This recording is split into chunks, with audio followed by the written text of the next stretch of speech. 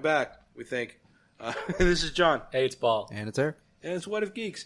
And today it's not today we are doing anything, because we do this on a constant basis, but specifically, we're going to beat the hell out of the DCEU for a little while, because Paul found an article.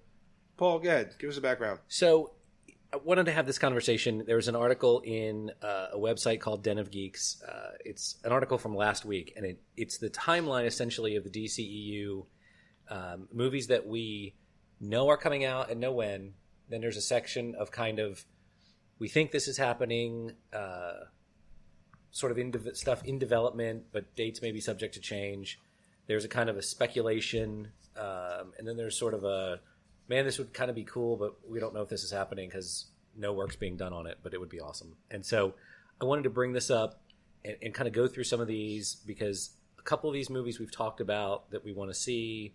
We've talked about who would be good in what roles, and then I think this could just be good sort of conversation for our larger, fits right in our wheelhouse. Yeah, and I think it's a larger question about, we've talked before about how good the Marvel universe is in movies, and how we talked about this in our worst movies of the decade, that DC has some of the most iconic heroes, and they've managed to make bad movies with them, or disappointing movies with them. We've said it time and again. Yeah. And then you go through this list and you're like, you guys are going to mess all of these up, potentially. You've got great stuff on some of these lists, and then you've got some stuff that, like, how are you going to do this? Why are you bothering doing this without getting the other stuff right? Correct. Which has been our argument for a while now. And for those of you who've been listening to us, you know, one, I've said time and again, or we've said time and again, that you have the Holy Trinity, Batman, Wonder Woman, and Superman, that everybody, including my grandmother, knows who these three people are. And Marvel can do it with B-listers. Why can't you do it with these guys? Yep. And it's absurd that you can't. And I've always said you need a Kevin Feige who's kind of like just over everything. And then a couple times we sat here and talked, and I pretty much, between the two of us, we rewrote the DCEU. So we offered our services as your Kevin Feige, and you're not listening yet. So we're going to do it again tonight. Yep. Because eventually you're going to listen, and you're going to get these movies right. So we're going to help you write this shit. We're going to help you, we're going to pick apart your ideas, or even at least what this article says we think are your ideas. So yeah, we don't even know, because now we're like third party, don't give a shit. So we don't know if it's what Den of Geek speculated on, or right. Okay, so right. So, and we'll try to sort that out as we get into these. And for me, some of these are exciting because I grew up more on DC than Marvel. Other than getting sort of the Marvel A-listers and a couple B-listers, like, I'm not deep in Marvel sort of characterdom. I'm much more into this wheelhouse. And then Eric, so yeah, this will be entertaining because I am exactly the opposite. Yeah. I know Marvel characters like Gridiron. People don't even know who the fuck that guy is. But, you know, it's like DC for me, though. I know only the A-listers. Right. Forget the rest of it. I thought I knew all the Justice League until we were talking 10 minutes ago. Yeah. And it was just funny because actually, because I was trying to sort out when we officially started the podcast and what we were going to go with as our anniversary date, which is going to be January 20th. I started listening to some of our first episodes, and where you and I pretty much had the same exact conversation, where I was more Marvel and you were more DC. I'm actually more like right in between you guys. Yeah, I think you're the middle ground on this one. I am the middle ground on all this, because I do love a lot of I've kind of gone back and forth between the two. So I'm kind of like, bye. On the two of them. So Eric is definitely one polar area, and you're the other. So this is going to be interesting. Why don't we do a recap of what they've done already, and what they've fucked up and what they've got right. Well, yeah, and brief. Let's keep it brief, because we've done this many times already. But let me say too, as an outsider, without all the comic knowledge stuff, like for me, there's too much discontinuity in the DCEU. Yes. The movies started in the 80s. Yeah, if you want to go back to your Batman, Michael Keaton, whatever, and they kept redoing it every so often. And then so they've reinvented Batman, and they've reinvented the Joker, and they've reinvented Superman, Robin. They've even done it in cartoon stuff, which I don't know if you guys have seen, but the animated Teen Titans and the animated Batman there's a series bunch of is stuff. the best thing out there. Yeah. Right, so they've redone this 100 times at this point, and for a guy that wasn't invested in the original comics, I don't know what's right. Right. I know what I saw first. Oh, you're going to get schooled tonight, son. So if you start in the sort of the Christopher Reeve Superman, right, you're in the 70s. Yeah, with that. You Believe a Man Can Fly. Yeah, no, that's fair. Yeah. We gotta go real brief on that one. And then there was nothing for a while, and then there was Batman in 1988, 89. Yeah, Michael Keaton. And then they do, which was good, right? And then there's a Batman Returns. Yep. Again with Keaton. Yep. And then they start to go campy. And then it gets bad. And then you get nipples on the costumes, Val Kilmer, George Clooney, ultimately. Chris O'Donnell as Robin, but then you get nipple costumes, and ice skating fight with right, and Batman has his own credit card that says Batman. Yeah. So I'm with you. It gets bad. And now they're going to do Robert Pattinson, which for me is another step in the wrong two direction. whole Batmans. Sorry. What's interesting is I don't know that anybody thought of making a cohesive movie universe before Marvel did it. Yeah. So so if you eliminate all of that shit and just start with what they've been doing. Well, hold on now, because the comics were cohesive. Yeah. Right, but again, like Paul said, so somebody thought of until Marvel. No, as far as movies, as far as the movies, could you put it in a movie? Marvel started with Iron Man, and they gave you that first glimpse with Nick Fury at the end, going Avengers Initiative. That was the first time anyone had thought of, these things can kind of flow together. Right. Where before it was DC had. Batman had his movies, Superman had his movies, and they were good. Mm-hmm. And, I mean, even Marvel did Blade. They were all good. Spider-Man was by himself. They were all by themselves. And they were all good movies, but nobody did the cohesive universe until Marvel started it with the MCU. Then DC, again, I'm gonna beat this dead horse into the ground.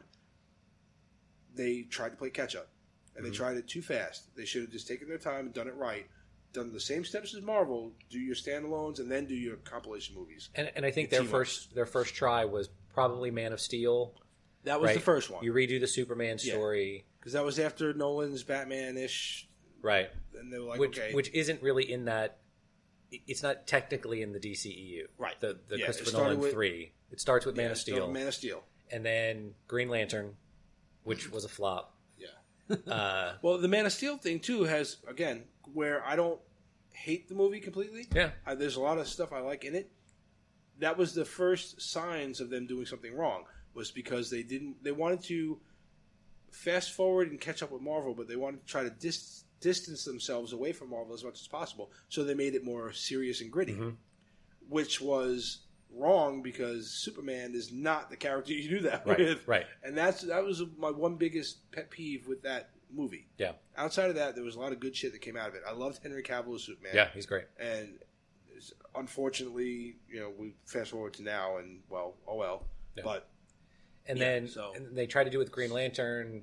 They tried to do it again. That was an abomination. Right. Okay. I don't think the Brandon Roth Superman Returns is supposed to be in this continuity era. No, because it was Man of Steel. Yeah. Is that before? Is that before that? Okay. Yeah, that was a continuation of the Christopher Reeve one. Right. Batman versus Superman, as we talked about in the worst movies of the decade, is what walks you into Justice League. And then they dropped Wonder Woman in between that. Right. Which, that's where they started to turn the tide. Because I think they actually started to listen to some people. I.e. us, the fans. Like, we don't want this, we want something else. But Wonder Woman came out after Justice League, right? No, it was she was in Batman vs. Superman. Right. And then Wonder Woman, and then Justice League. Because, because it was BVS, spoiler alert, I guess, Doomsday shows up. Because, again, we try to cram too much shit into one movie. Right. Doomsday shows up. All three of them, the Holy Trinity, are there. And a lot of cool scenes, but they kill off Superman right quick and in a fucking hurry. They drop Wonder Woman, which goes back to the picture that Batman finds in BVS of her with the army. Yep. Right? That movie was perfect. They did a really good job with that movie. Then they jump into Justice League, where Yeah. There again, a lot of really cool moments, but it's too much too fast. They got to hurry up and bring Superman back because he's part of the Justice League. So the entire thing is just rushed. It feels rushed. You don't have time to endear yourself to these heroes, and then that was the problem with that. So, and we've done that. Yeah, and the tone of most of them is wrong. Like you talked about, they're very dark. They're very gritty. Other than Wonder Woman, the tone of almost all of them is dark. And essentially, the Justice League movie is hurry up and wake up Superman because none of us, even Wonder Woman, can fight this guy by ourselves. Right. And now, here's my biggest pet peeve about this entire situation. Once you've seen Marvel do it right, okay, like I said before, you take your time, you do it right. We'll wait. We're going to be here. We'll give you our money. The timing was perfect for DC to do an entire universe. Mm-hmm. But now they're trying to play catch up and fix what they fucked up.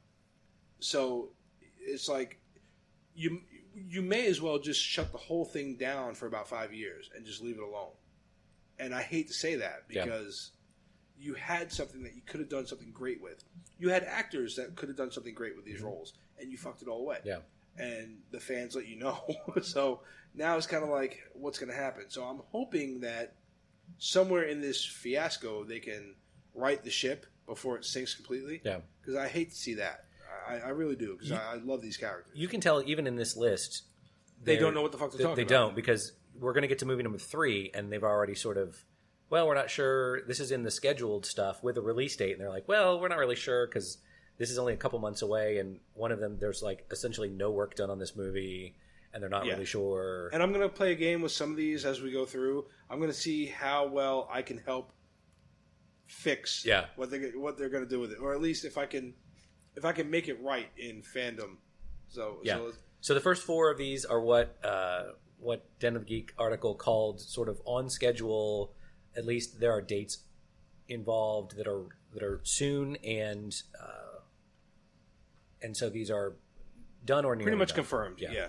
The first, we started off with one that I'm already kind of and the first is something we've talked about. It's on our list of most anticipated movies. Is Joker, the Joaquin Phoenix movie. Trailers are out. This looks great. I'm really excited about this movie. This is not comic book canon. They're not making this is the official DC Universe origin story of the Joker. It is just called Joker. You've seen all the trailers. And this will be one of the only ones I can probably talk intelligently about. But they're trying to do something much darker than you would have seen in the comics here. Yep. And it's solely on a villain, which is really a new concept. You could say Thanos was a focus. Thanos was a focus to the other, but this is really just about him, nothing else. Yep. And they could do something really cool with this. And to pick a villain to do an R-rated thing with, particularly this villain, I mean, this could be killer if they do it right. And they got Martin Scorsese directing this thing. Yeah. Yes. Yeah. Producing. And He's producing. Joaquin Phoenix, amazing actor. I know he was walking into this, and we've said it among the three of us. I've voiced this time and again. I did not need any kind of origin for the Joker. Mm-hmm. That was me. This is me going into it. Now, when you counter that with, okay, the creators say this is not anything to do with the comic. On the one hand, I say, why? Then why even make the movie? Again, every argument I'm going to have over almost everything on this list is going to be, why are you going to make this movie when you haven't even fixed the basics? Yep. Get the foundation. I keep saying this. Get the foundation.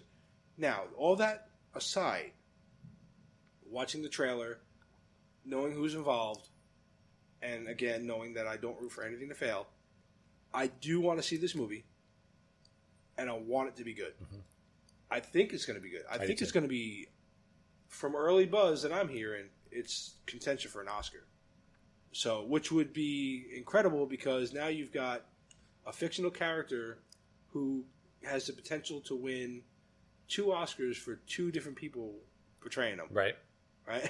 So that would be cool. Hopefully Joaquin Phoenix doesn't off himself. He was already out there anyway, so I think he's okay. But I want to see this movie. I'm less excited about him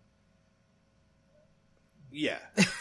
I mean, to me, Heath Ledger just killed it for me. So every other Joker just kind of like died. Yeah, I'm actually in the same boat with you. I think it'll be tough, but Scorsese has done a million crime, dirty, gritty gangster films. I mean, a million of them. Yeah. It's ridiculous.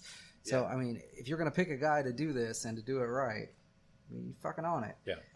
Yeah, like I said, it's just this is the one out of this entire list that makes me completely contradict myself as we're talking. Yeah. Like, my own brain is fighting with this. So I'm like, I want to see this, and I don't want it at all at the same time. You know, so I'm just like, fuck it. I'm just going to go with it. Yeah. You know, but yeah. So the core of me didn't need it, didn't want it. But since you're saying it's got nothing to do with the initial shit, I laugh at that explanation. But now I'm just ready to roll with it.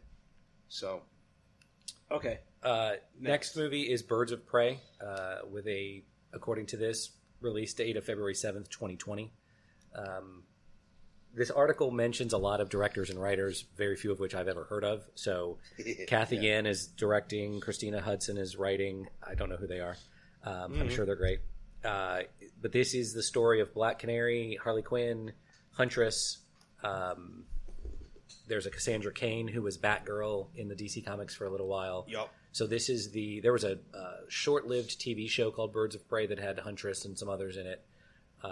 This is kind of the female buddy story. And I mean, Harley does turns sometimes good, mostly bad, mostly sort of evil and destructive. More recently in the comics, they've had her as the anti-hero kind of. She'll still kind of drop into that, like, you know, she doesn't give a shit. But for the most part, she's trying to do good. Black Canary, Huntress, and Renee Montoya is a police detective. Cassandra Cain is Batgirl. You got all the names. And the two villains, Victor Zsasz, Chris Messina as Victor Zsasz, and Ewan McGregor as Black Mask. That's got me. Yeah. Ewan McGregor, I love him. So to bring him in, all right, if you got these essentially B and C list, well, no, Black Canary's not. I mean, she was part of the Justice League. Yeah. So, all right, B list characters. So you got an all-female group going up against your local mob. But it's Black Mask, so it's a little bit bigger than that, right? It's like your super-powered mob, right? Right. And so you figure you got Victor Zsasz as, like, maybe his number one assassin kind of thing, you know? Like, he's one of his top guys. And it's probably going to be, like, one of the first people that you interact with in the movie as far as the bad guys. You know what I mean? Like, you'll see him doing some jobs for Black Mask, and that's how you... There's a Victor Zsasz character in Gotham. Yeah. And every time I see Zsasz, comics, Gotham, the video games, he's an interesting character, you know? Now, so as far as for the villains of the movie, you kind of got me on that one. Like, I'm interested. You got my interest peaked now. But then when you look at who's in the movie on the other side, Margot Robbie as Harley Quinn. I mean, she nailed it for me in Suicide Squad. And, well,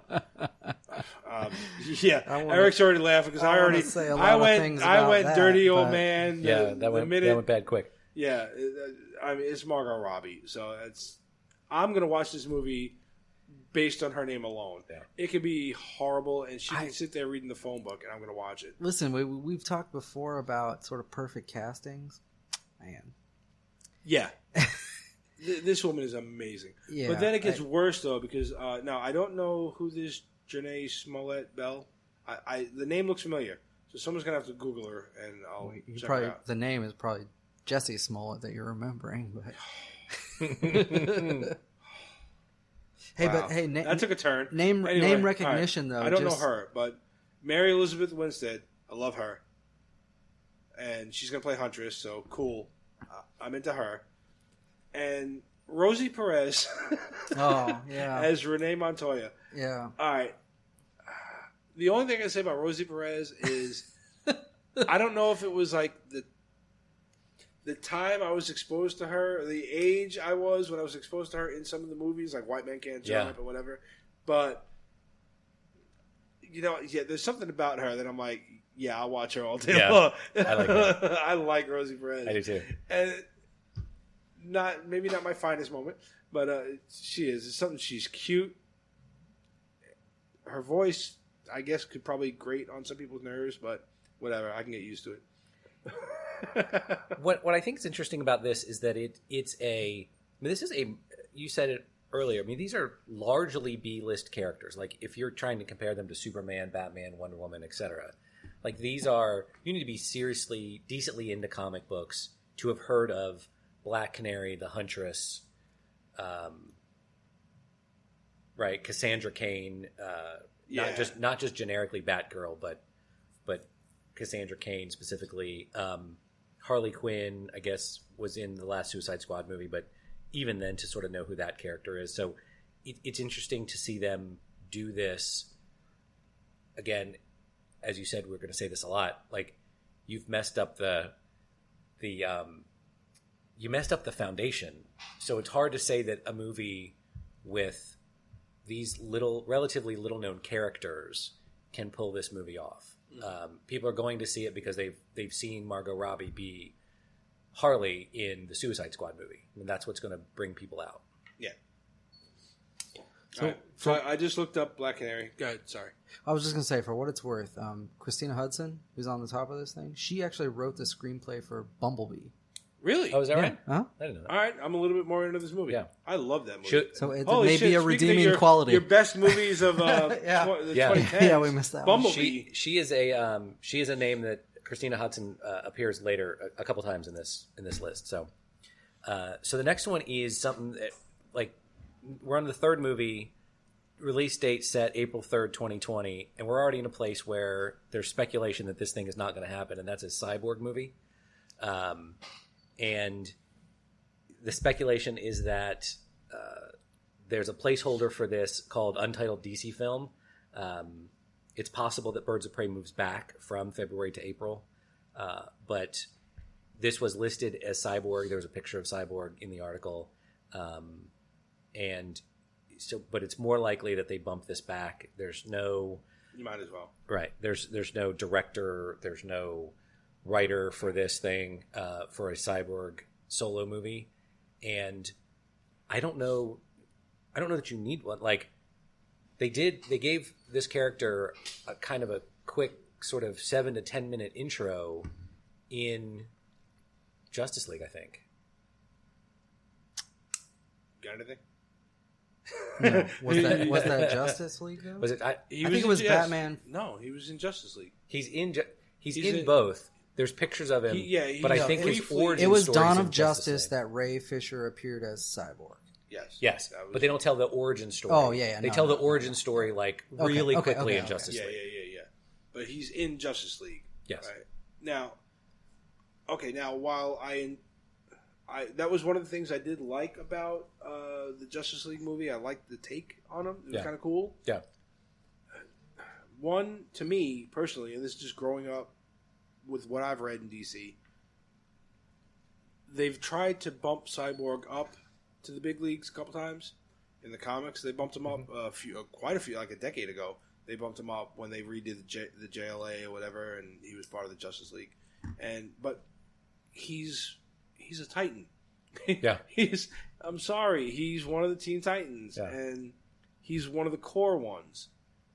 Keep him there. I mean, I get it. At some point, they gotta graduate to the big leagues, but they didn't do enough with him in the current DCEU.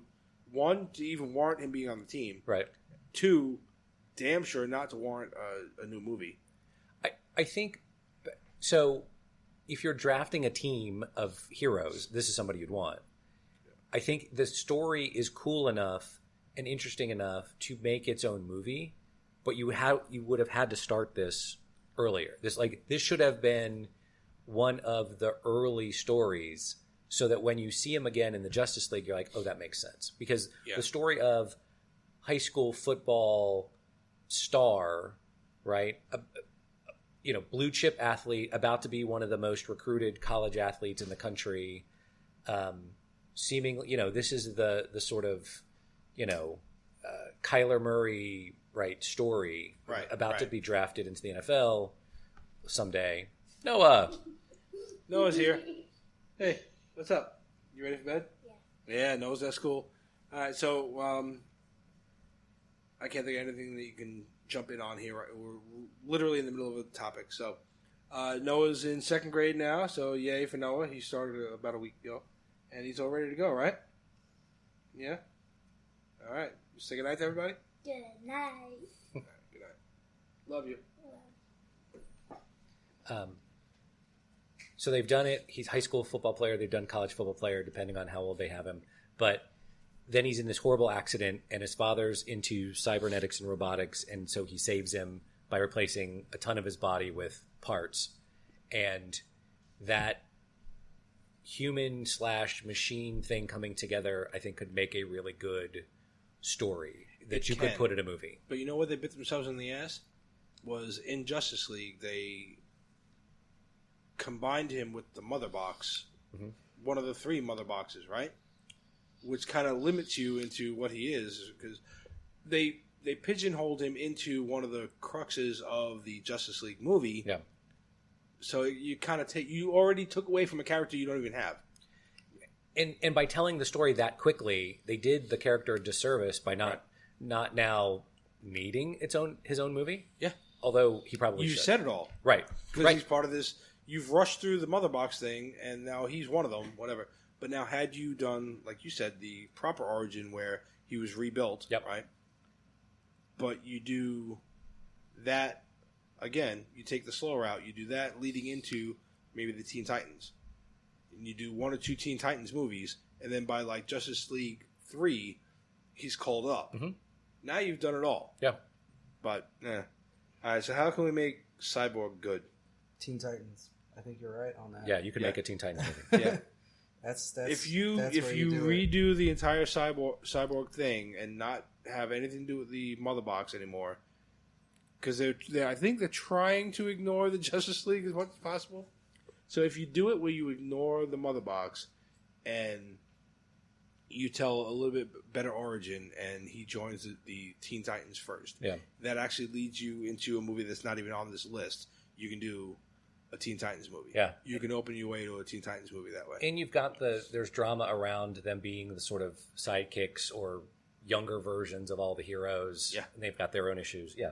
Yeah, you can. But again, we're at a place where 3 movies in, you need those other movies. We're bumping something back potentially and not making this Cyborg movie. If you hold this Cyborg movie for about a year and a half and you start to make your Batman, your this, your that, and then you kind of allude to or at least vaguely cameo some of the other Titans in these other movies, and then you bring in the Cyborg movie and they form the Titans, then you do it. But you don't do it now. You do it later. Yeah. Okay.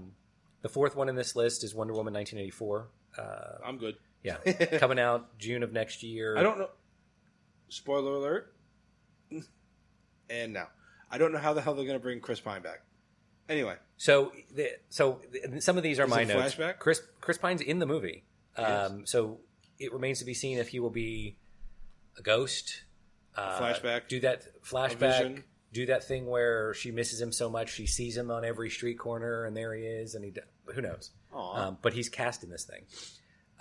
Patty Jenkins is back as the director. The villain is the cheetah played by Kristen Wiig, the comedian from SNL. Yeah, I guess that's good. I really like her. I really like her in like Bridesmaids. I like her as a comedian, but there was something somebody told me, and I can't remember what movie she was in, but I don't know if it was like just like she did a topless scene or some crap, something where like you see her body because Cheetah is just covered in fur. Something she was doing in some scene. One of my friends was like, "If you check this out, you see why they hired her." I'm like, yeah, I mean, again, this one, the original Wonder Woman gained enough merit with me. Yeah, I'm in for number 2. Like again, that was another one where DC cannot get away from the Act 3 CGI fight. So, if we can get away from that, that'd be great. Because what I'm afraid it happened in the first Wonder Woman. It happened in Aquaman. You just have these constant CGI fights. The Aquaman one was better, except for the aerial battle under the sea, whatever that was. What I'm afraid is going to happen is Wonder Woman and Cheetah are going to be fighting, and it's going to look very similar to the Act 3 fight in Black Panther. Right.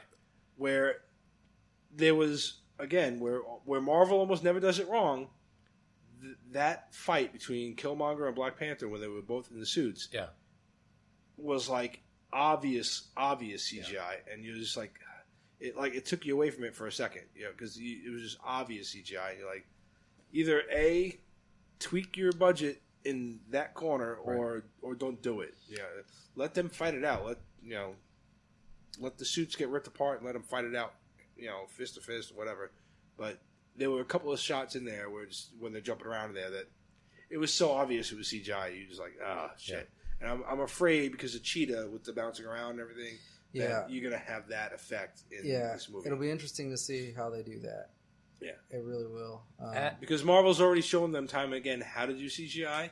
Every time they come out with a movie, like Justice League had Steppenwolf, and then that looked like a World of Warcraft character. Yeah. And then Marvel comes out with Thanos and it's like, see, this is how you do this. Yeah. So I'm afraid that I'm hoping they learn their lesson and they're like, no, we can do this better. I think it goes beyond that too, because when you ran off on the worst episode, we were talking about BVS, and some of that stuff is just so far over the edge. Like, give me a fucking break. Like, I mean, it's like, come on, you took it a little too far. Yeah, it's a little too much. Even if you do really good CGI, things can still look unrealistic. Like, they can still just look like, okay, there's no way. Like, that destroys my idea of the world of physics. There's just no way. That can't work.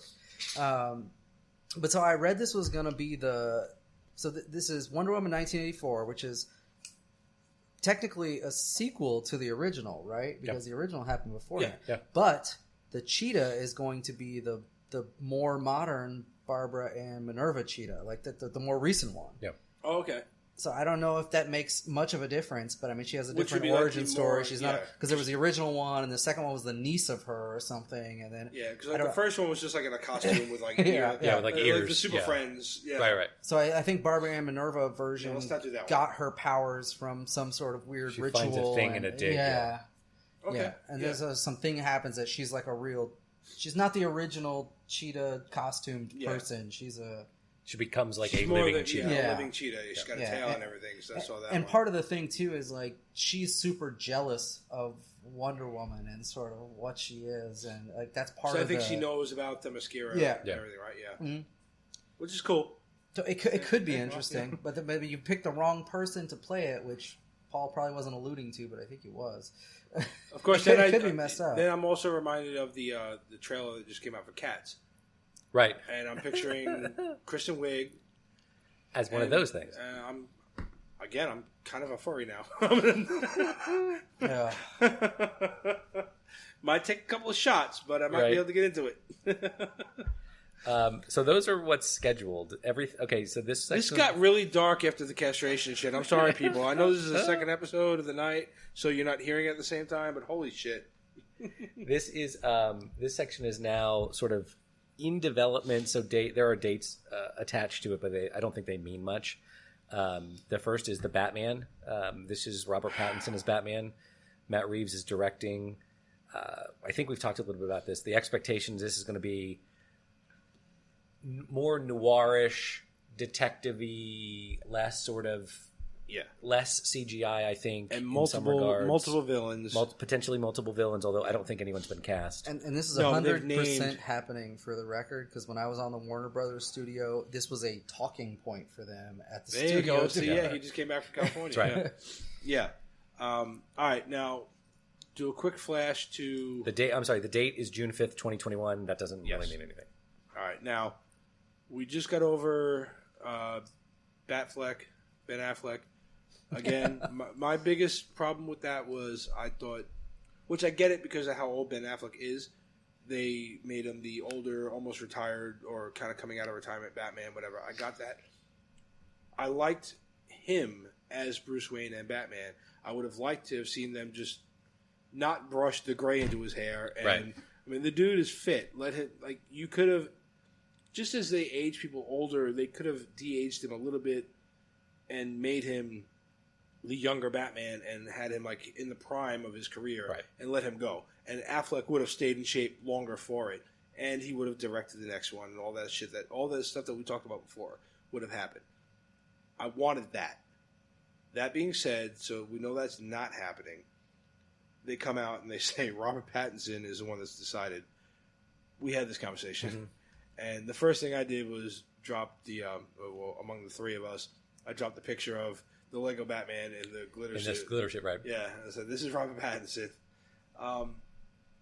I also read, and I know I've said this before. I guess there are plenty of movies between Twilight and now that Pattinson has been involved in that people who back him are saying, watch these movies and you'll see how he can be Batman.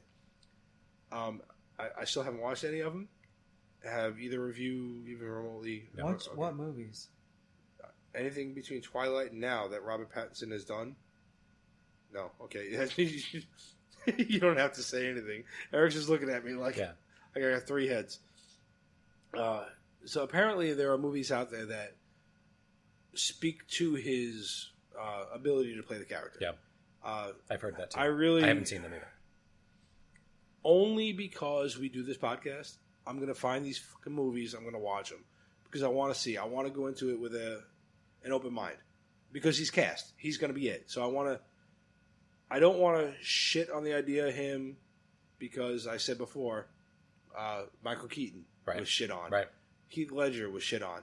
And I love both of those. So I'm like, as much as, again, every fiber of my being is like, really? This is what we're doing? Yeah. So I'm going to try to take I'm going to woosah myself, and I'm going to go back and find those articles that said, hey, watch these 10 movies, and I'll pick a couple of them, and I'm going to go watch them, and then I will come back and we'll sit down and go, okay, this is what I saw, and yes or no, what I think. Yeah. And then I'll share the article with you guys, and if you guys so choose, you can go watch those movies as well. I can't. But apparently there's some movies out there. I can't fathom what movies they are talking about. Water for Elephants? None of the Twilight movies were not included. No, so then that leaves Harry Potter, where he did a portrayal of He was Cedric. Cedric Diggory. And he died. And Paul is jumping on IMDb now. Yeah. But yeah, there's a bunch of movies out there. I'll find the article. High Life? I haven't actually seen that, but High Life, I don't remember. I just remember reading it. I remember I was talking about it, and it might be BE that we talked about it. No. Did they announce Pattinson before Eric got here? I don't remember. It was right around the same time. I was here for an episode where you mentioned... We did an episode all about who we would like to see as the new Batman. And that was before Armie Hammer. That was before Eric. And I think Pattinson was... Yeah, because that's when they talked about him. That's when I first brought up that article that I read. So I'll look into it, and I'll shoot you guys a copy of it. There was a romantic comedy he did, Remember Me. That was this decade. I don't know. All right, yeah. Moving on from Pattinson. If he's good. I'm sorry, but no. He's not good. We don't even have to talk about it. Okay. I need to look at the list because people that support him and people that do, like I listen to Collider Heroes and some other stuff. They've named some movies. I couldn't find it real quick, but they've named some movies. They're like, he could be good. These people keep supporting him, and I don't know who they are either. I'm kind of in your camp, Eric, but I want to go into it with an open mind. It's like the 113 DC movie fans in the universe. Yeah, that are women. Yeah, but I'm such a Batman fan that I just want this. I just want it to be good because I want more Batman. Like, I love Batman, so I want it to be good. So I'm hoping he pulls it off. Yeah, but outside of him, the rest of this shit sounds like what I want. Yes. You get a darker noir Batman. You get a bunch of the Rogues Gallery in there. You can open up a whole universe here. Again, they should have done this about 2 or 3 movies before they did Justice League. Maybe that's what they should focus on. Maybe they should go dark as fuck. They should keep everything R-rated. It should be really sort of off the rails, not quite comics, but following the line a little bit. And at that point, though, you have to forget about some things like this Justice League. Might as well just drop it. Well, that's what I said. Yeah. And there was a few times when we've talked. There's going to be a point where, and they've already kind of started to do it. Like one of the times we talked was Shazam and Aquaman. They kind of make a quick mention of stuff that happened in Justice League, but they don't talk about it. They don't they don't bring it to the forefront. if you do that and you just kind of like allude to these heroes being out there, whatever, you can kind of massage this into a cohesive, good universe. But there's that other side too, where you are literally walking on a razor's edge right now, where you can either do that and it can go good, or you just have to shit can the whole thing and wait a couple of years, and then redo it all. And to me, I mean, that, I don't want to say it, but that's how I would go about it. I would just shit can everything, start with this Batman movie, redo another Superman, redo Wonder Woman, and I love Gal Gadot as Wonder Woman, so she's young, bring her back. She can be Wonder Woman again. Redo it. I mean, whatever. Or that can be the first one, but I don't know. Scrap whatever you want, and kind of keep what you can, and say, okay, this is canon, just like Disney did with Star Wars. Like all that shit you read before, fuck it, no, right. You know, do something like that. I don't know. I don't know how you fix that without scrapping it all and then coming back in about 5 years with new actors. I don't know how you fix all of this. So it's going to be like a really, really interesting thing to see. Yeah. But the Batman thing, as far as like this, would be a good launching stage for a new universe. That movie, right? That movie, what they've described, would be a perfect spot to launch an entire new universe. Right. All right, moving on. So, go ahead. Not to wreck anything you've said, but Gal Gadot is not that young. I would have gone to high school with her. She's not that young. Maybe I'm that young. Maybe you are. Anywho. I'm not. Anywho. The next movie is... She's like 34, 35. Is that right? Yes. Yes, seriously. She looks fucking amazing. Yeah. No, she's not. She's not that young. Okay, all right. You know, get rid of her and not to take 5 years off and then still be Wonder Woman. Like, yeah, true. Yeah. All right. Well, there you go. Who do you make Wonder Woman then? Okay, so next is the next Suicide Squad movie. Tentative date August 6th, 2021. They've got James Gunn. Yeah. Doing this. How could you go wrong? Really? Listen, DC will figure it out. If anybody's going to make it, look at the last 5 or 6 years. Right. They don't have Will Smith. 2 reasons. Will Smith is out as Deadshot. That's 3. 3 reasons I like this: James Gunn. They do have Margot Robbie. Yep. And no Will Smith. Yeah, no Will Smith. Although they do reportedly have John Cena in the cast, Idris Elba, and Jay Courtney's coming back. A lot of people coming back. Yeah, he didn't have a lot to do in the first one, so even if you keep him at exactly the same amount of screen time, he was serviceable. Boomerang, right? Yeah, he was good. He was funny. You know, sitting in the background grabbing a beer while everybody else is getting shot. He's funny. Yeah, there's some funny elements to this. I thought the first one was good, decent. The first one was okay, except for the fact that, like, all right, it's a Suicide Squad.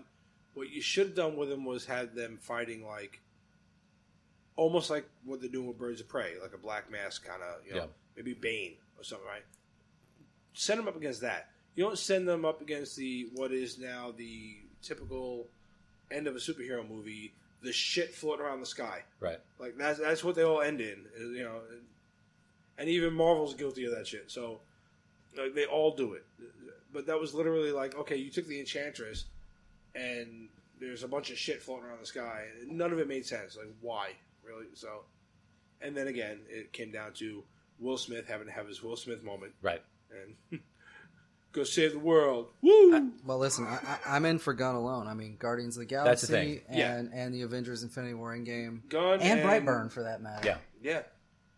That's what he knows what he's fucking doing. It's not an anomaly. Robbie is Harley Quinn. Well, and that, yes, absolutely. But I mean, he knows what he's doing with these sort of comic cinematic conversions. He knows what the fuck he's doing. Yeah. Is she gonna get dressed in this one again? Because I'm not sure. I hope so. No. Next, Aquaman 2. I mean, it made. I'm in. What'd this make? $1 billion? Yeah. First Aquaman makes $1 billion. You're getting a sequel. Yeah. Looking at obvious. Looking at the end of 2022, there's no script at this point. James Wan, who directed, is it Wan? Sure. Is involved. He hasn't decided if he's going to direct it yet because there's not a script. I think he's waiting to see if there's a script. No idea about villains at this point. I assume Jason Momoa is still in. If not, they've got a serious problem. Right. Yeah. You don't make it. I don't know who they make as the villain of this one. Only because I don't know enough about Aquaman. Like, you dropped Black Manta and Ocean Master at the same time. So, I mean, Black Manta coming back and doing something. Yeah, it's possible. I don't know any other... I know his kid turned bad at one point in the comics. Yeah. I don't know enough about him. But you've made him this good. You have to do something with him. So, right. I mean, I totally get it. And I'm on board. Like I said, the only problem I had with that movie was I just didn't agree with the fact that it became like a jet fight at some point in the ocean. It just, to me, it seemed ridiculous. And I can't quite put my hand on it, like, as far as like why it bothered me so much. But it's just like, I just would have thought they would have had a different fighting style. It became Top Gun. Right. So I was like, what the Underwater fuck Top is Gun. going on? Yeah. So it's kind of, it pissed me off. Yeah. But, I mean, outside of that, though, I love this movie. So if that's my one gripe about it, yeah. Again, even like with Wonder Woman, the end becomes a CGI fest. If it's done right, it's fine. The rest of it was, yeah, everything else, I can live with the CGI fest if the rest is done right. I mean, I'm hoping for you to do better, but if that's where you stop, I'm good. Right. So, yeah, Aquaman 2, I don't know what the story's going to be, but shit, you'd be dumb not to make it. Right. Yeah, I'm with you. That'd be one of the few one of the few DC movies I'd be excited to go see. Yeah. The rest of these become sort of, they didn't call it this in the original article, but I call it speculation and wild-ass guesses. Mm-hmm. And the first of this is Black Adam. This is supposed to have The Rock in it. Excuse me, Dwayne Johnson. Yeah. But there's little else about this. Is it a prequel to Shazam? Is it a sequel to Shazam? Is it a solo movie? Is there enough in this character to make a solo movie as... Well, it's funny because it's kind of bad guy. Well, not kind of bad guy. To make a villain movie. He was in discussion to play Black Adam before they even started the Shazam shit. Right. And then Shazam blew up and became a great movie. So, obviously, you knew they were going to make this. But, I don't know. Obviously, they're going to... It's probably going to be a prequel. It makes the most sense to do... If you're looking at this, you're like, okay, Shazam did surprisingly well. Right, Zach Levi as Shazam / the original Captain Marvel. You get The Rock because he looks most like the comic book character of Black Adam. It makes the most sense to make this the Shazam sequel with Black Adam as the bad guy. Do you remember what I said I wanted them to do initially before they made Shazam? When they first announced Rock, Dwayne Johnson as Black Adam. Do you remember what I said I wanted them to try to do with their movies? No. Eric, you're going to love this one. What I said they should do, if they're creative, they could do, take Black Adam, right? They'll make it, The Rock's going to be Black Adam. He should play both Black Adam and Shazam because they're representations of the same power. But just give him like a goatee or whatever, make him look a little bit different for the Black Adam one, and then make him like the Smiling Rock, whatever, for Shazam. And if you do that, you've got... Yeah, you're going to have, at some point, you can have what I hate, the CGI fight. But to have him do both, he's the only one I can see pulling it off. And he looks so much like both characters, it would be perfect. Yeah. But they didn't do that. They went with, Zach Levi and floored me with it, so it was amazing. Yeah. So okay, cool. You're not going to go the route I wanted, and I get that. I want to see what they're going to do. Me personally, I think they're going to do a prequel kind of thing where they tell the story of how Black Adam met. Because you do see his silhouette in the fire when the wizard is talking about how he had one other and it went bad. So that's Black Adam, right? So I think they're going to tell that story of how the wizard finds him, gives him the power. Maybe he does some good shit and then he gets corrupted by it. Right. Whatever, and then it'll end with leading the new Shazam? Into Shazam 2, maybe. I think that could be interesting, but because you can see because even like in the comics and games and shit, where Black Adam is sometimes an anti-hero too. Sometimes he'll help out Shazam or some of the heroes when it's the smart thing to do. when someone's like really, really, really fucked up, because really what he cares about is Kandak, his country. So when something is threatening the entire planet, he will switch sides and be good.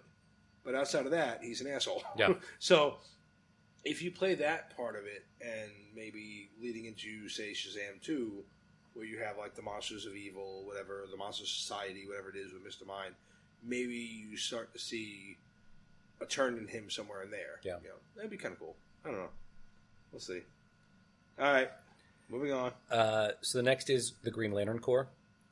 And this is talking about there's so much good in sort of this mass of Green Lantern characters. And so the idea of the Corps is there's a Green Lantern for every sector of space. It could be such an amazing movie. Yeah.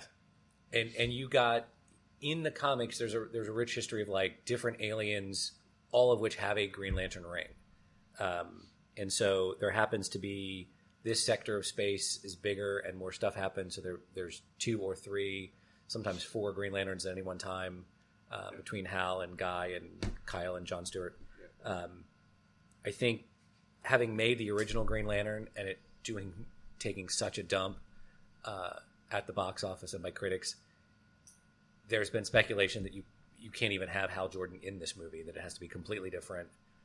And I would agree with that, even like as much of a purist as I am, and I would want to see the Hal Jordan story done right. Yeah.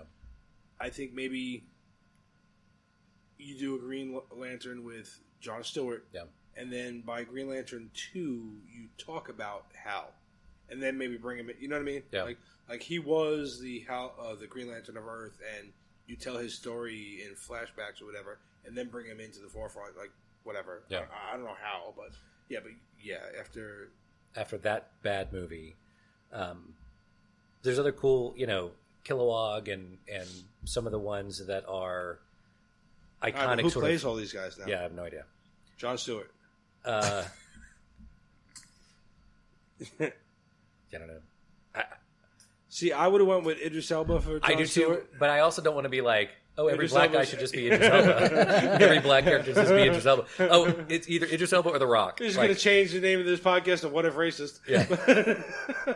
I guess, what's his name? Lando. Donald Glover. Donald Glover, yeah. The new Lando. He can kind of do it. Yeah. You're going to have fucking Billy D. Williams out there with a cane. Right. The Green Lantern cane. Jesus. It's got a green cane. Yeah, I think maybe Glover could do it. A couple guys. Hell, no, because Mackey's going to be doing Winter Soldier. Yeah. Falcon and Winter Soldier. Because he's a good actor, too. Yeah. I can see him doing it.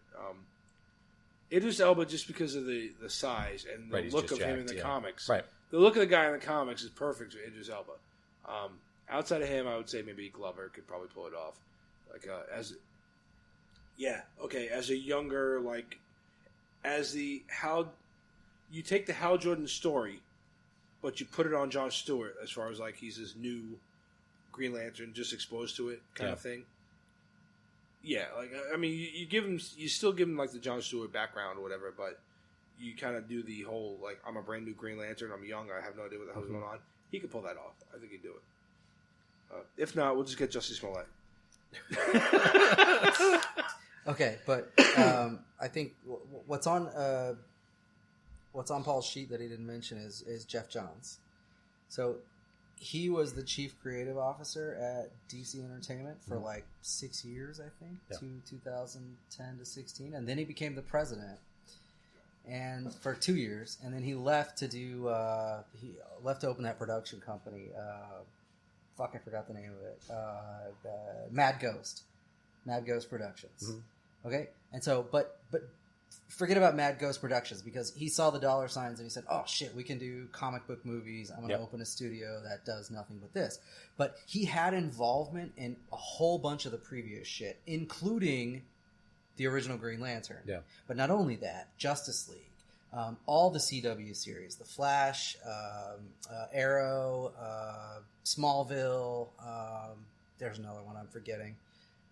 So he had his hand in all those, and then He co-wrote Aquaman, which I guess you can't knock him for, but he's had his hand in this forever, and it's largely been mediocre or failure. So the fact that he's going to be both the writer and director on this film, yeah, I'm worried that it's not going anywhere. He's the writer of some of the Green Lantern Corps comics. Yeah. And some of the Flash Corps comics, the newer ones. Yeah.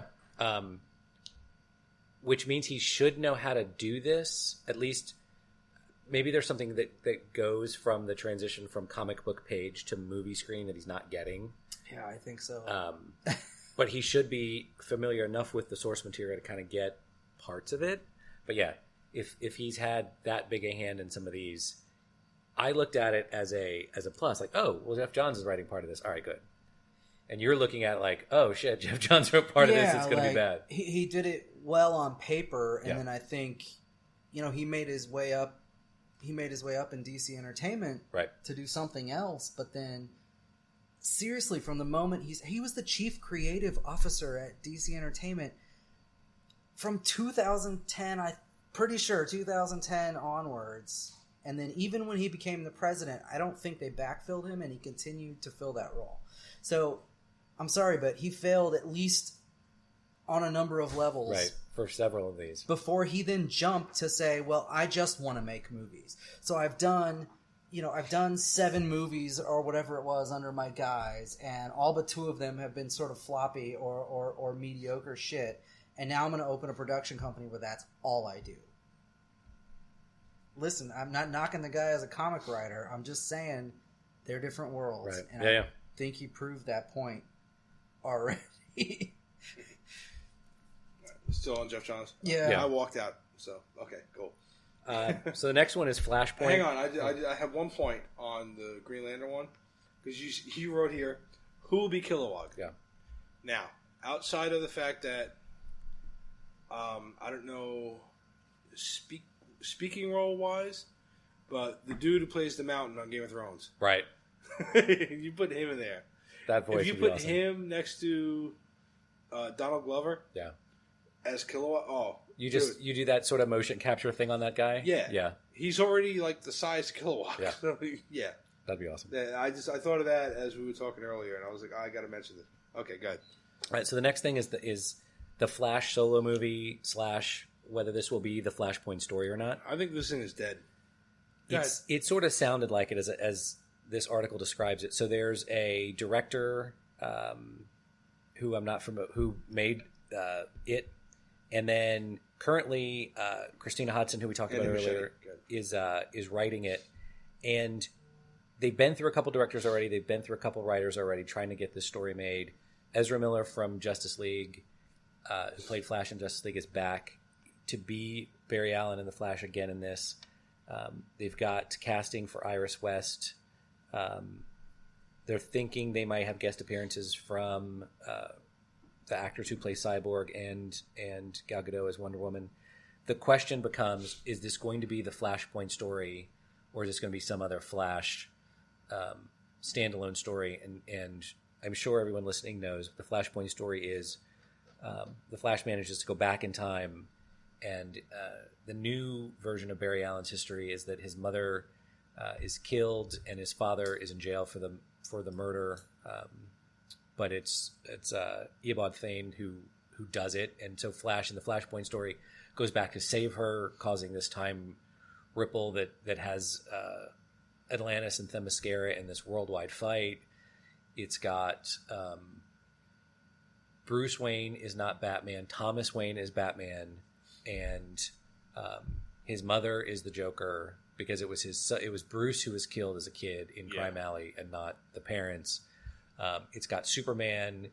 The government finds his ship when it crashes to Earth as a kid, and he's raised underground so that the yellow light of the sun never hits him, and so he's kept as this sort of frail thing that they take out as a living weapon every once in a while, and then keep underground. So it would make for a really entertaining movie. You've got all these things that we know from the DC universe sort of turned upside down, but they've done it on TV already.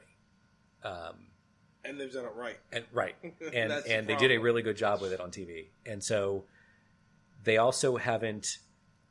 I mean, you're going to turn eventually. What you've got is you've got the Justice League story sort of flipped, and all the characters, doing things you don't expect them to do.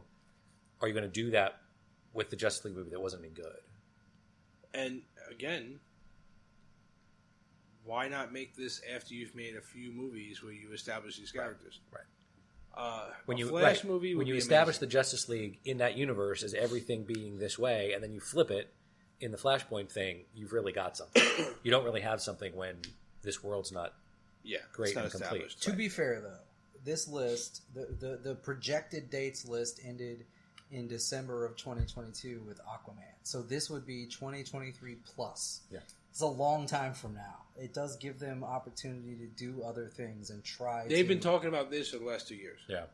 They've been talking about this since before Justice League came out. Yeah. But they in fact announced their intention to do this movie as they were making Justice League. Yeah.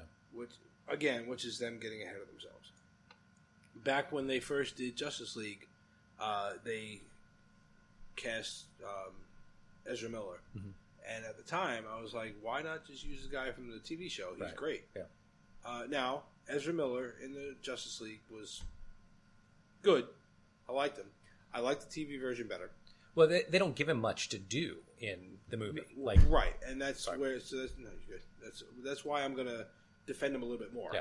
Even though I don't want to, because I like the TV guy better. Grant Gustafson, whatever the hell his name is. I like him a lot better. I like the whole TV cast better than... I like the entire TV cast of The Flash better than anything they've done in the movies. So, except there you go. Gal Gadot. Well, okay, yeah. Point. Point, set, match. Anyway. He's... When you decide not to use him because you want your TV and movie separate, whatever, I did say if you're going to do like a Flashpoint thing where you're running around the Speed Force, I did say a while back it would be fun if you did something where Ezra Miller is running through the Speed Force and he runs alongside the Grant kid from the TV show. Yeah. And they kind of like look at each other real quick. Or even if they interact for 15 minutes and work together, that would be cool. That is taking creativity to the next level on your shit. That is where you're not following Marvel's footsteps in a good way. Right. You know what I mean? Like you're getting fans to be like, holy shit, look what they did. As opposed to, okay, Marvel is doing great here, let's go dark. You fucked up. Do it the right way. Right? Do things, do it my way. Just listen to me and I'll help you out. But Ezra Miller, serviceable enough for me. I'll watch him. I liked his take on the character. It was okay. Outside of a Flashpoint, I don't know what you can do with it. Unless you do multiple villains, because it's the Flash. Yeah. So unless you have like the whole rogues gallery kind of... But then again, how do you build that up? I'm trying to think of how to... All right, I started this out saying that I was going to try to figure out a way to make them all good. How do we make this good? I don't know that you can. And the next... Not the next one, but the one after that, I don't know how you do this. Okay. Yeah, moving on. I don't know how to make the Flashpoint good. Yeah. And it's been floundering for a good long time. It's been done. All right, New Gods. The animated Flashpoint is fantastic.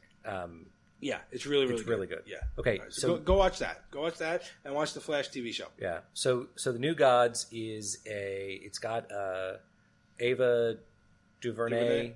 A really odd choice, by the way. To direct. I'm not really familiar with her work. She does I know something. Well, yeah, you might have seen things she's done. She's done like the 13th, which is like a crime drama thing that focuses on like how black people are disproportionately imprisoned and stuff. She did Selma, which is about Civil Rights Act era. That was something. The only thing you would probably have seen for sure was Wrinkle in Time. Okay, I remember that one. Yeah, but mostly she focuses on like sort of. So the New Gods is going to be racial an inequality. agenda movie. Racial inequality stuff. That's what she does, though. That's her thing. That's not. I mean, that's not wholly just different from this because the New God story is about two sort of warring planets, Apocalypse and New Genesis, and which brings you Darkseid. Right, and what they do is the two leaders of those planets exchange sons and raise them, and that's how you get Darkseid. Which is an incredible story in the comics. Yeah, Darkseid looks I'd a like lot. to see how they do it. The Darkseid Thanos connections will be sort of undeniable. Which I think is why they went with Steppenwolf, correct, in the Justice League movie. Because they were coming out with Thanos, or Thanos was already established in the Marvel universe. Yeah. And had they done Darkseid, there was going to be no. They would have been called copy. Yeah. Yeah. Now, technically, Darkseid came first, though, right? Yeah. Yeah. So, and like when you actually boil them down, they're very different, but they look similar enough that people they look would say, so similar. yes. And actually, when you when you look at the core, you have Darkseid and you have like the New Gods, and you have two different worlds, right? Mm-hmm. On the Thanos side, you have, which I think this is an answer to, what's Marvel getting ready to come out with? The Eternals. Yeah. The Eternals are a race of godlike beings, and they have a subset called the Deviants. Thanos is a Deviant. Right. When you actually compare the two of them, but this is because of Jack Kirby. Yes. Jack Kirby created the New Gods, Yeah. and then ultimately ends up at Marvel. Yeah. So it's a lot of the same shit, Right. which makes a lot of sense. When you like, oh, okay, you hold up a mirror because it's the same guy making it. Yeah. You know? So there's a lot of the similar shit. So I think that's probably why you're hearing about the New Gods now, because Marvel's got Eternals coming out. Mm-hmm. But then again, they keep stacking the deck on that cast too. We'll get into that later. But I mean, you got Angelina Jolie and a bunch of other people jumping on that one. So I don't know. New Gods may again be runner-up, second fiddle, whatever, because they're coming up too late. It's a good story. I think if you get some really good guys in there, you got to get some really good motion capture for Darkseid, but you have to have Darkseid in that movie. Right. Again, would have been better after maybe had Justice League done what it wanted to do, and then you do the coming of Darkseid in Justice League 2. What are we at? What's an the hour time? or 7. Okay. Yeah. We're 2/3 of the way there. Really? Okay. The next couple of these will go fast. We'll speed through. Yeah. But if you do Darkseid in a Justice League 2 properly, and then you lead into the New Gods and you tell that whole story, I don't know. Or you can do the New Gods first and then do the Justice League 2 thing, which might be what they were trying to do there, where you kind of tell some of Darkseid's backstory. Right. And then you started off introducing Steppenwolf, which is the character you know. So, all right, there you go. So you bring in Steppenwolf, who's somebody you know, but then you're tying in the shit that you don't want to tie in. And let's see. Oh, what a tangled web. Okay, keep going. All right, the next one I don't understand. I don't understand why you make this. They're calling it The Trench. Aquaman director James Wan and the producer Peter Safran are working on a movie about the piranha-like monsters from Aquaman. But reportedly, there's no characters from Aquaman in this. It's an underwater zombie movie. Yeah, apparently. That's all it is. Built in the Aquaman universe. I don't know why you... why are we trying to see this? This falls right into... Do you want an answer to that? Yeah. Because Jeff Johns wrote a book called Aquaman the Trench about these creatures long after the original Aquaman comics. That's Right. why. Well, that's why. That's the only reason why. That's the only reason why. Jeff Johns wants Because Jeff Johns wants to make this? Yes. No, that's really it. Yeah, no, he's right. But again, this is another one that falls on the side of, why are you doing this when you can't Right. get the initial... To be fair, if they want to take the DC sort of down a dark path, the Trench are weirdly dark, right? They come up to they challenge Aquaman, but that's not really the point, right? They're coming up for food or whatever, and they even eat their own people. They're cannibalistic, weird. You could make that a really dark, fucked up It's story. an underwater zombie kind of fucked up thing, yeah. It's Walking Dead underwater. Well, kind of, but they have a king and queen and shit. Sure, It's yeah. It's a little more mindful than zombies, but yeah. But like you said, you're not getting the other stuff right. So why are you making this? This is incredibly niche-y and dark, and you don't have everything else. I don't know anything, but I would say Jeff Johns is the reason that you're doing that. No, I think you're 100% right. Yeah. There is talk of a Blue Beetle movie, and this would be the second Blue Beetle. Jaime Reyes and the Techno Scarab. He's in Young Justice seasons 2 and 3 and beyond. Well, now give the other background for the initial Blue Beetle because you gave it to Eric because he has no idea who this is. Yeah, Eric asked who's Blue Beetle. So I did say who is Blue Beetle. Yeah, so Blue Beetle is apparently they're part of the Justice League. Yeah.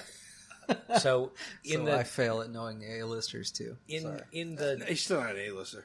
In the late 80s, early 90s, there was like Justice League Europe, Justice League International. Yeah, it was like when they were letting everybody in. Everybody was getting in the Justice League. Yeah. So Blue Beetle, like before Trump built the wall, you know. Was a guy named Ted Cord who's a millionaire industrialist. That was it. I couldn't remember his name for the life of me. Kind of does the gadgets and suit thing before industrialists were making suits of iron and he's like your D-list Batman Iron Man combo kind of. Yeah. Rich guy makes a suit that has some cool gadgets. He had the big beetle ship. Yeah, had a big ship that looks like a beetle.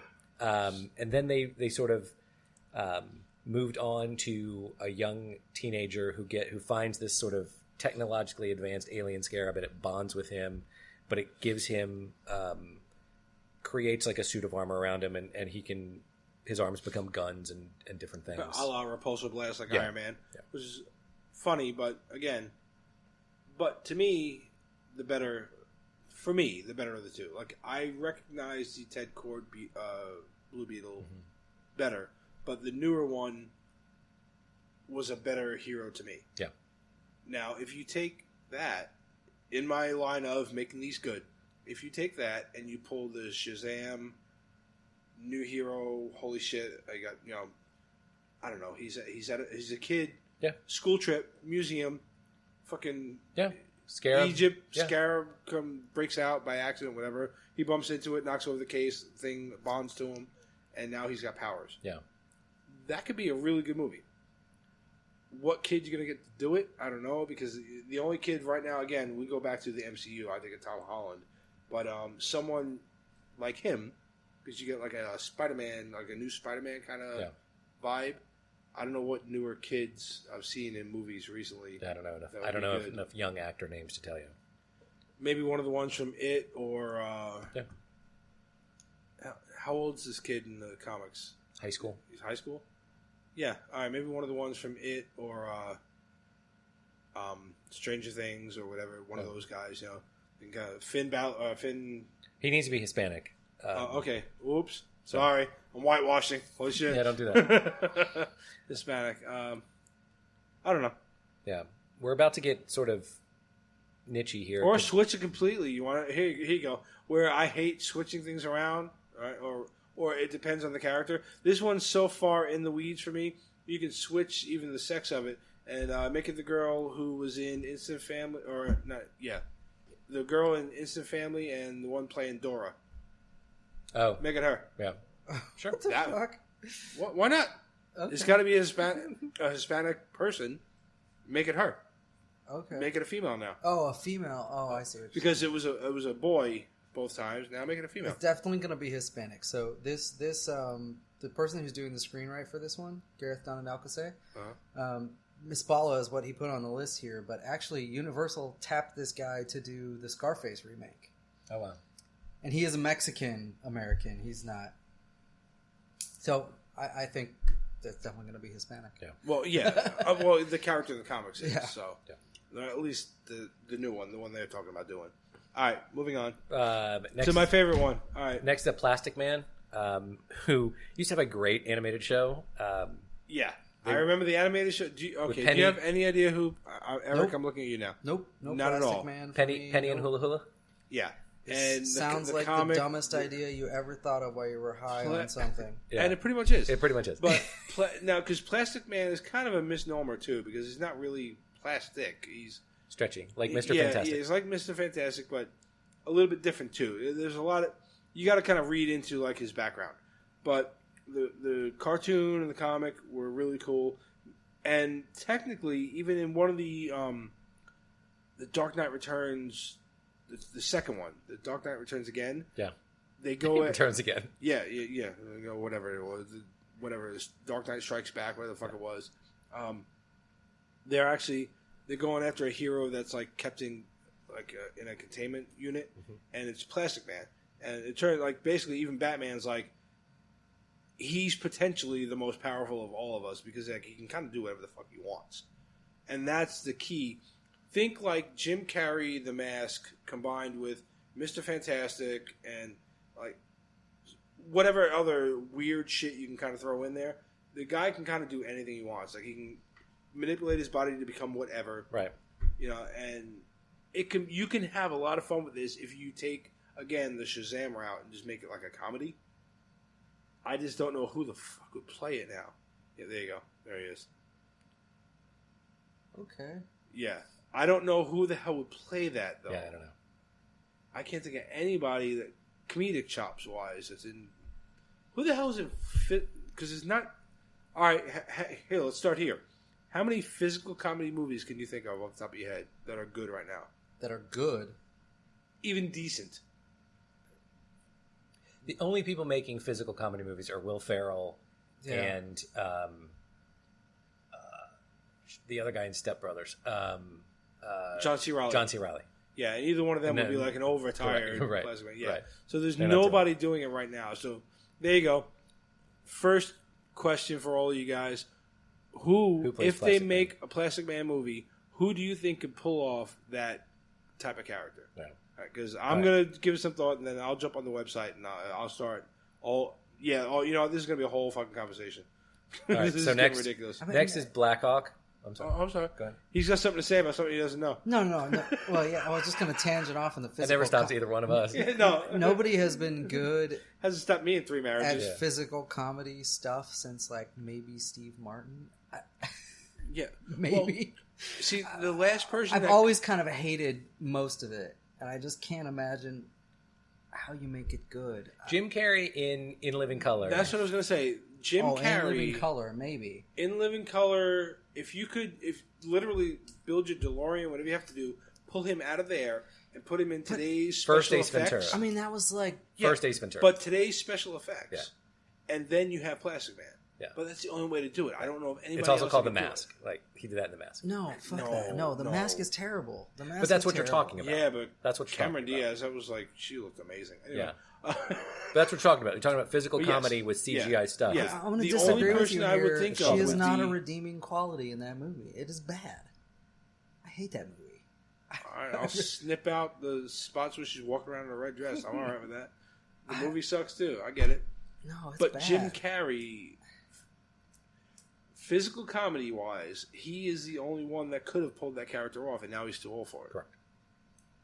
And he'd be doing that Jim Carrey thing that we talked about in the trailer for Sonic the Hedgehog, where he's doing that Jim Carrey thing. Yeah, And, or as the Riddler. And we're tired of it. And like, yeah, we've seen it 100 times. Yeah, where he's like dancing around. Right. But like, all right, what he did in the Riddler, that should have been Plastic Man. Yeah. He should have been bouncing around as like an idiot. But yeah, all right. Moving on. Black Hawk Black is something Steven Spielberg wants to do. It is the story of a World War II fighter squadron, the Black Hawk Squadron. And so apparently Spielberg... So this black guy... no. I'm kidding. Only that's a side joke, but only because everything named Black something has got to have a black guy in it. Yeah. So this is something Spielberg has apparently wanted to make for a long time. Moving on from that, so none of us get fired from our jobs. He's involved. They've got a writer. Nobody at my job listens to They this don't shit. just have a writer. Yeah. Actually, no, never mind. Somebody does. They don't Yeah, just David have a writer. Koepp. Yes. You guys know Indiana Jones and Crystal Skull. He did Jurassic Park. He did the screenplay right for Jurassic Park to adapt the book to the film. He did Secret Window, if you guys watched that. Okay. This guy's good, man. He also did the... I'm going to get it wrong unless I look it up. But he did one of the Spider-Man movies. All right, well, you look it up. Well, you keep giving us the background on the Black Sorry. Hawk. Yeah. The real one, not not my shit. Not Yeah, your... 2002 Spider-Man. Yeah. Okay. No, it's the it's not a hero comic in the way that we think about him. It's like again World War II fighter squadron. Yeah. And so outside of the normal sort of superhero. It's a squadron. Yes. Yeah, there's not a black. I guess the leader of the squadron is technically Black Hawk, but right. It's not a comic I'm super familiar with because it wasn't superhero-y, so I didn't get it as a kid. No, but actually, you know what? That is, as far as like off the beaten path from what they're trying to make, they can make a good movie out of it. Oh yeah, because they don't have to associate it with anything else in Right. their fucked up universe, Right. so they can actually make something out of that. Hey, since I looked him up too, he did the original Mission Impossible movie. He did the screenplay for that, as well as Stir of Echoes. You guys see that? Sort of pseudo horror thriller movie, and he did the War of the Real Worlds reboot, which was probably the worst thing he ever did. But... Is that the Tom Cruise one? Yeah. Hey, wait! I like that movie. LCD, just LCD. That's all you need to know. The next one is something I wish they would do, and I wish they would do quickly. Is Nightwing. They've got Chris McKay, the director of the Lego Batman movie, Bill Dubuque, who wrote The Accountant, and I'm sure some other stuff, but that's what they had tapped for him. Are in charge of this. Chris McKay directing it. Nightwing is Dick Grayson, sort of grown up and tired of being Robin.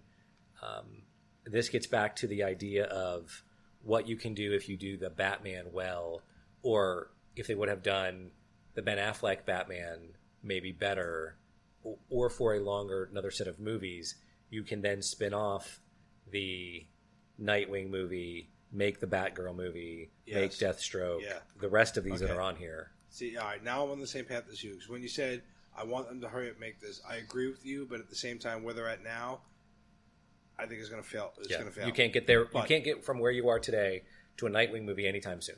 Had you done what I said and taken Ben Affleck, even just 10 years, rewind it just a little bit, not quite retired and coming out of retirement, but maybe even close to it. Because Batman can be that, I'm tired, but I'm going to keep on going guy. And you can play that for quite a while in the movies, right? You do that with Affleck for a while, and then you start to do some of those flashback shots with your de-aging technology, and you show within his movies you can show why you had the Jason Todd costume in there, right? You can show he's had a couple of Robins. You can show all that in his movies. By about like the second or third Batman movie, you've established a couple of Robins, and then you bring in who are we going to bring into this? Nightwing. Not young, but I guess 20s, right? Right. So someone in the 20s that can really pull it off. We didn't give it any thought, though. No. But I don't know enough 20-year-old actors off the top of my head. Yeah. Because the last time we had this conversation was about Batman, and we had to scrub Paul's internet search history because really holy shit. So but you get some 20-year-old actors that like are physical. I can't think of anybody off the top of my head.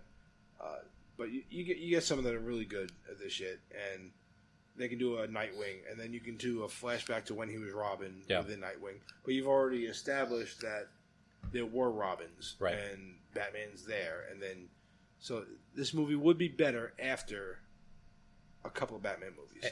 And the same with the next one, which is Batgirl. Josh Whedon was supposed to write it, direct it, and produce it.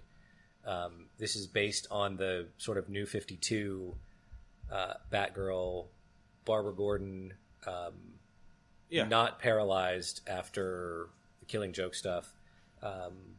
Anyway, Joss Whedon's out. Christina Hodson writing Birds of Prey and a couple others on this list, now writing it. But again, you'd need to have established the Batman sort of universe in order to do this movie. Yeah. And now, depending on where it falls, you maybe want a younger Batgirl. Yeah, you definitely want a younger Batgirl. Because like when we grew up, Batgirl was Batgirl when Dick Grayson was Robin, and they kind of came up together. Yep. So you can play with it, because I would say on the one hand I want a little bit older Nightwing, but the Batgirl I would do someone like either what's her name, Chloe Moretz, right? Hit Girl. Yeah, she's older now. She can do it. Yeah, I mean she's already proven it with Hit Girl, but she was a little bit out there for that one. The other thing that you could do, back to sort of how the DC universe does this, is maybe you don't try to do the Justice League thing and combine all the universes, but you've got start telling you solo Well, no, you do a Batman universe, right? And then you can get Nightwing, Batgirl, Huntress, Harley Quinn, Poison Ivy. You've talked about this before. Universe. Take each hero and have their own universe. Correct. Then you do a Superman universe where it's Superman, it's Supergirl, it's if you want to do a Superboy, you can. You can do some of these other things that are on here. You can have you can do a Titans universe or those two universes. That's where they come together as a Titans movie. Now, if you have the right overhead, like Kevin Feige, when you start these initial universes, before you get to your Justice League or whatever else, you see how these are building up slowly together. And then they start to intertwine little by little. Then you can see if you can actually pull off a Justice League. Yeah. But at the very least, you have You've multiple got franchises. Right. You have franchises that are going. Yeah. With their own, in their universe, right? So there's a very distinct sort of Gotham-centric universe that has right Batman, Nightwing, etc. So there's a very Metropolis-centered universe around Superman. Yeah, because those are two very different cities. Yes. Which I did like. On the one hand, I liked, but I didn't because it was kind of so close to each other. But I got it. In the BVS universe where they were like right across the bridge, kind of like back in New York City, Staten Island and Manhattan. Yeah. You know, like where you live in one, you work in the other. That where you live in Gotham, but you work in Metropolis kind of thing. I got that, and it was kind of cool. But at the same time, they were so polar opposite where if they could be a little bit further apart, it would kind of be cool. Yeah. Because they are in the comics, they're a little bit further apart. But, I would definitely say you establish these universes first, then do a Batgirl. Yeah. But Batgirl, depending on how old she is, either you get the Chloe Moretz, I can't think of her name, or... that is her name. She's got three, though. There's another part. Grace. Chloe Grace Moretz, or something like that. Or Abigail Breslin from Zombieland. She's older now. Yeah. Do somebody like her. She could be like a younger Batgirl kind of. That would be cool. Or get some of these characters from like The Boys. Hey, side note for The Boys. We'll talk about that next week. Right. Stand by. Oh my god. Episode 4. Oof. So Joss Whedon is a huge loss though for this. Yes. Right? Totally. Damn, if you couldn't pick a good person to be a director again. I mean. Yeah, I know. All right, so then Supergirl. Next is Supergirl. They've got a writer, Oren Uziel, to do a script. That's all they've got. I don't know how you're going to do this when you've got a Supergirl TV show. I don't know what there's left to tell in the story.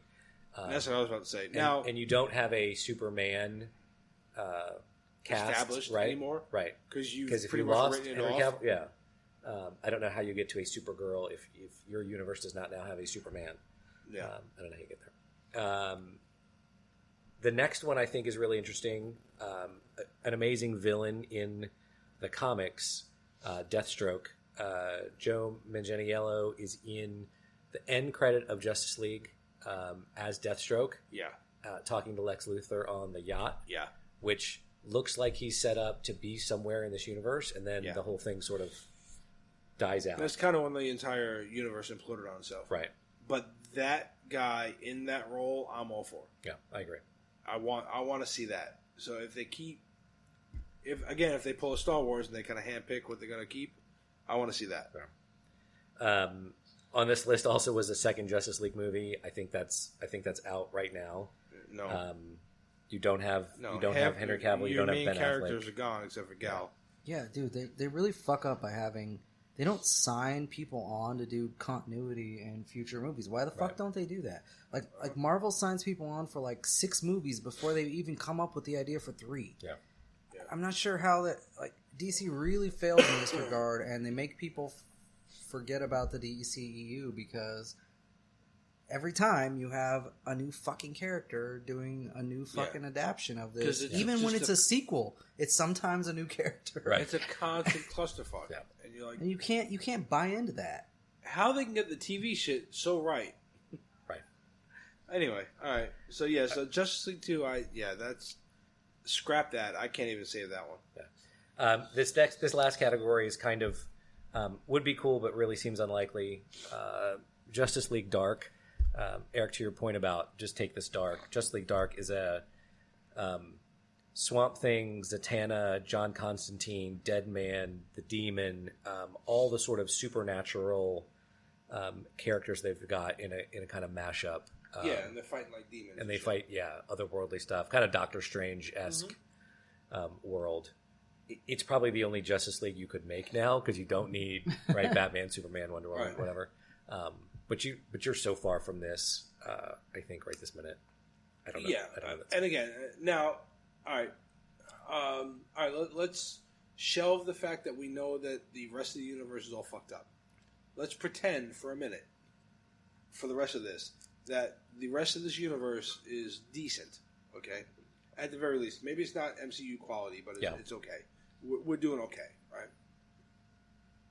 How do you want to see this? Because me, personally, a Justice League Dark movie would kind of be cool. Yeah. More horror, more macabre stuff. Yeah. Yeah. I would wait, though. I would wait till you established the rest of the universe and do this as it's that's like what a spin-off. If you pretend that the rest of that shit has been going well so far, now you're at the point where you can make it. Yeah. I want to see this because this would be cool. And again, because I was at that point when they first announced this, because they announced that before Justice League dropped. They're like, "Oh, we're going to do Justice League Dark." Not to you haven't even let that one out of the gate yet. Yeah, fucked up. Not to downplay this long before it happens, but this could be sort of a Netflix-like straight to streaming. You do some sort of series on it. Yeah. You could do a cool thing. It could be Preacher-like, maybe, where you've got some mix of a comic and this dark world that the screenwriters have invented. And we didn't even touch on that. And then you don't need the continuity from the original films, really, because it's kind of its own story. Well, yeah, but again, we didn't touch on that at all. Because that would be a really good idea because you have some of your CW shows, right? Mm-hmm. DC Legends of Tomorrow has a John Constantine in there, who's a good actor. I like him in the role. If you spun him off into a separate series of Justice League Dark, hey, they're canceling Arrow. Right. They're getting ready to drop Arrow. If you pick up a Justice League Dark, we can, again, get out into the weeds of if we were to create this, who do we want to play it? Because I haven't given it any thought. But you throw in some people in here, and you get them to play these characters, and you have him go from Legends to this, it'd be great. Well, DC has its own streaming service that's got a Swamp Thing show, although they've canceled that one season. Yeah, I'm not sure that's actually the right platform, to be honest. Yeah, I don't know if that's the right platform, but now again, something else I speculated. Listen, this isn't like Warner Brothers is talking about doing a streaming service. They have at least some type of rights to some of those DC movies. I think they've got them all, don't they? What if the two of them combined? Yeah. That could be a powerhouse. If the two of them somehow combined, they started dropping all of the DC shit on a Warner Brothers site. Yeah. I don't know. Again, I'm not the business guy, so I don't know how you split that money. But if you do that, you could take some of these, like, I don't know how you're making a Nightwing movie, but you make a Nightwing series on there. Yeah. Much more easily than you could. Yeah. The way Netflix did with Iron Fist and Daredevil and Luke Cage. Then you get somebody like Jeremy Renner, who's not going to be Hawkeye. Oh, no, never mind. He's Hawkeye in a series now. But someone in that ilk. Yeah, so, all right. So you do like a series for Justice League Dark. Yep. All right, Man of Steel 2. Well, Henry's gone, so fuck that. Not sure it's going to happen. Again, continuity. What the fuck? Yeah. Harley Quinn. A Harley Quinn, standalone, Gotham City Sirens, something like that. Margot Robbie's apparently involved in some capacity, but I don't know if, past Suicide Squad. Is it because she's in Suicide Squad? She's in Birds of Prey. Birds of Prey, yeah. Because, see, what happened was, again, they do what they always do.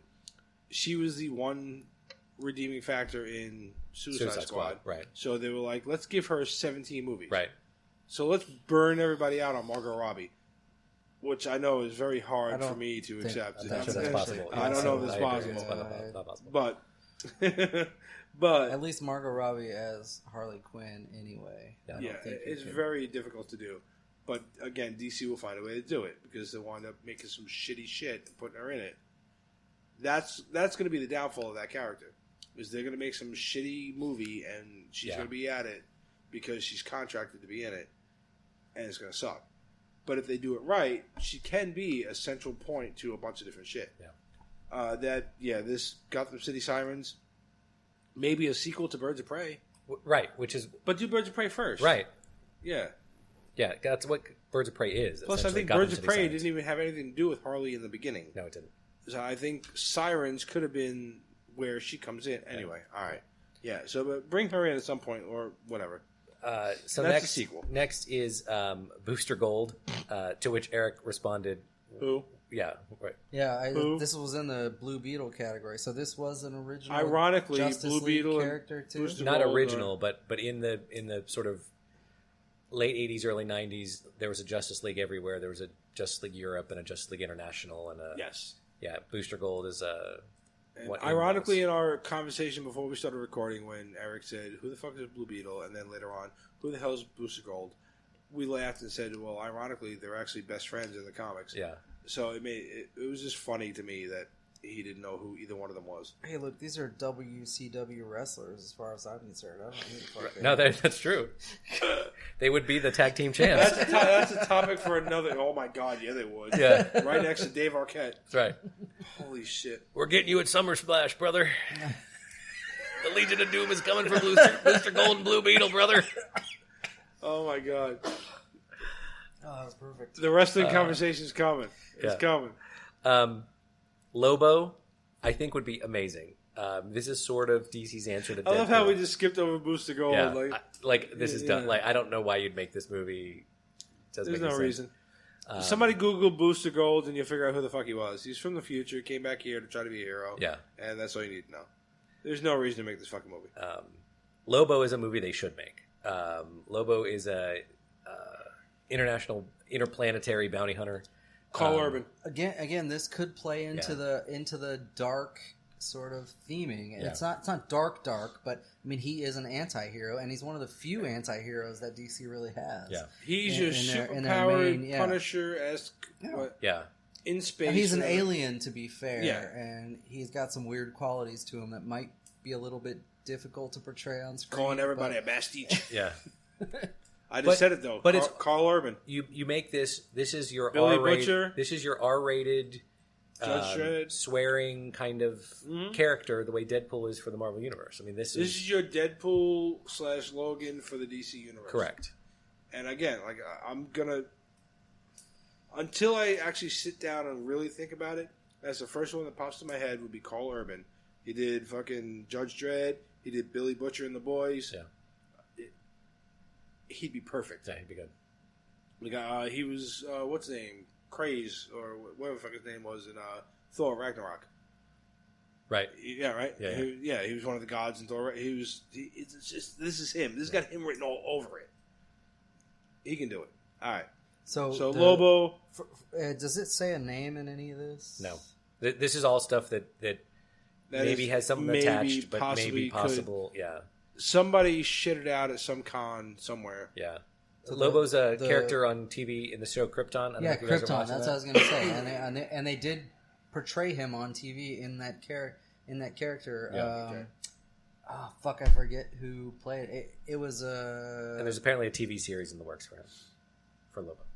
Yeah, it was like an Irish actor or something that wasn't very famous that did the Lobo. Oh shit! Wait, okay. If not Carl Urban, the dude that played the red-haired guy in Game of Thrones, Thor. Oh yeah, I know who you're talking about. Right, the one who was after Brienne of Tarth. Yeah, is the big woman here? Yeah, him.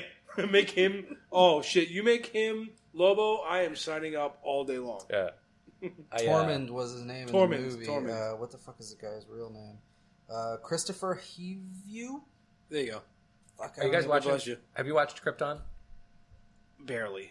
Have you watched Krypton? No, not really. It's a pretty good show, although it's interesting. Everybody on the planet Krypton have English accents. Yeah.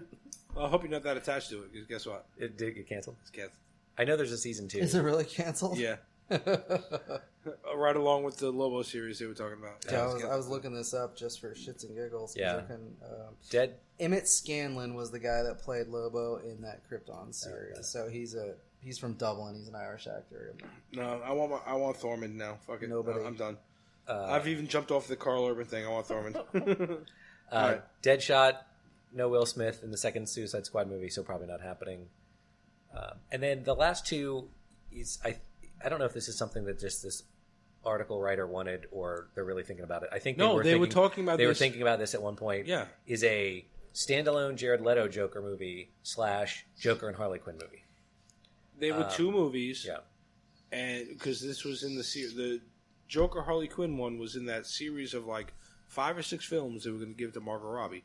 And again, sure, I'll watch her, but when you flood the market with it, people are not going to want to watch it anymore. Yeah, and that's the problem you get. You're going to saturate it to the point where it's not. The whole DC universe is going to be Margot Robbie. Yeah, and that's not what you want. As hot as she is, as much as I want to watch her, that's not what you're going to want to lay an entire universe on. Yeah, no, you need to find all the characters that you can have be. And they went with continuity. The only thing they took out of that whole thing was Margot. Everyone thought Margot Robbie was good as Harley Quinn. Let's do like 5 movies. So give her 10, right? Give her 10 movies with. That was fucking ridiculous. Well, even you're talking about 2 Joker movies here that might be Jared Leto, like yeah. And what about Joaquin Phoenix? Nobody what the fuck liked are you doing? Yeah, that's the thing. You had 2. He already did this once. Nobody loved it, although they did introduce the sort of underworld crime aspects of Joker in that, which was really cool, and they could definitely expand on that. But if you're gonna switch it to Joaquin Phoenix, then fucking go for it. If he had 15 aspects to judge him on in Suicide Squad, 3 or 4 were good.